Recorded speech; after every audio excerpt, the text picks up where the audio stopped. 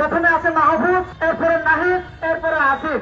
এদেরকে আপনারা খেলোয়াড় বলবেন নাকি রেফারি বলবেন? বিপ্লবীরা প্রস্তুত থেকো তোমরা মৃত্যুর জন্য। জুজু কুলুংখা সবনায়মা।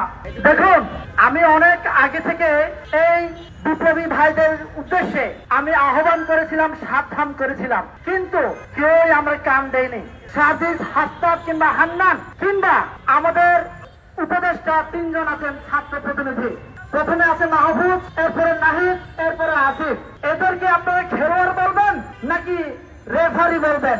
সিদ্ধান্তহীনতায় আমরা ভুগছি, এনারাই ভুগছেন। এক এক সময় রেফারি হয়ে খেলা পরিচালনা করছেন, আবার কিছু সময় গিয়ে এরা ফুটবলার হয়ে ফুটবল খেলছেন। খেলা তো বৃষ্টি হবে ভাই, গোল তো দিতে পারবো না।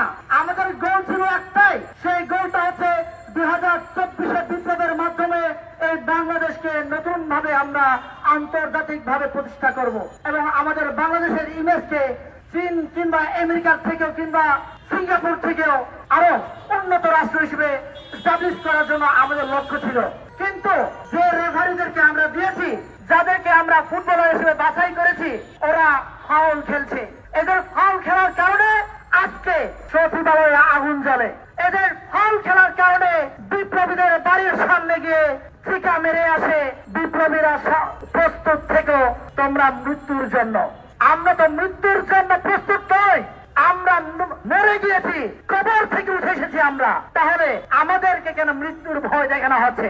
মৃত্যুর ভয় এজন্যই দেখানো হচ্ছে, এরা মনে করছে এই ভয় দেখালেই বুঝি আবার হাসিনাকে নিয়ে আসতে পারবে। এই মৃত্যু ভয় দেখালেই বুঝি এরা বিভিন্ন মন্ত্রণালয়ে এরা আবার ঘাপটি মেরে বসতে পারবে।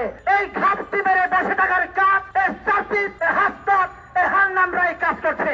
আমি এই জন্য বলছি ভাই, আমরা প্রত্যেককে আজও সাবধান হওয়ার সুযোগ আছে। ওপার থেকে আমাদেরকে প্রতিনিধি খেলছে। এই 2024 বিপ্লবেও 16 ডিসেম্বর যখন আমরা পালন করছি, মোদির মতো বাচ্চাটা আমার হাসপাতাল স্ত্রী কিভাবে আমার এই বাংলাদেশের স্বাধীনতাকে অস্বীকার করে? আমরা কি তাদের দয়ায় পেয়েছি নাকি? আপনারা প্রত্যেকে প্রস্তুত হন। ভারতকে আমরা স্বাধীন বাংলাদেশের স্বাধীন অঙ্গরাজ্য হিসেবে ঘোষণা করব। ঘোষণা দিতে চাই। আমি এই বলে শেষ করতে চাই, আমার বাংলাদেশে আপনারা তো অনেকেই শুনেছেন জামাতরা রড কাটে, জামাত ছাত্র শিবিররা রড কাটে, শুনেছেন না? আমি এখন যাদের সাথে চলাফেরা করি এরা হচ্ছে জামাত শিবিরের ভাইদের সাথে চলি।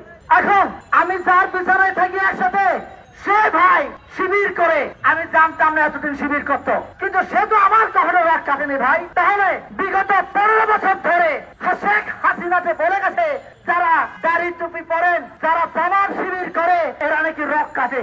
হয়তো আমাকে আমার রক কেটে ছাত্রলীগের নেতা কর্মীরা আমার রক কেটে শিবিরের উপর দায় চাপানোর চেষ্টা করবে। আমি কিন্তু ভয়ে বিতস্ত সন্তুষ্ট নয়। আমি আপনাদেরকে এটাই বলছি যে আমাদেরকে নানা নেগেটিভ দিয়ে শেখ হাসিনা বিভাজন করে এই বাংলাদেশকে ভারতের অঙ্গরাজ্য বানানোর জন্য পায়তারা চালিয়ে গেছে। সময় এসেছে ভারতের অঙ্গরাজ্য থেকে বেরিয়ে এসে স্বাধীন সার্বভৌম রাষ্ট্র আমরা আরেকবার ঘোষণা করার এবং ভারতকে বাংলাদেশের অঙ্গরাজ্য হিসেবে ঘোষণা করার সময় এসে গেছে বলে আমি মনে করছি।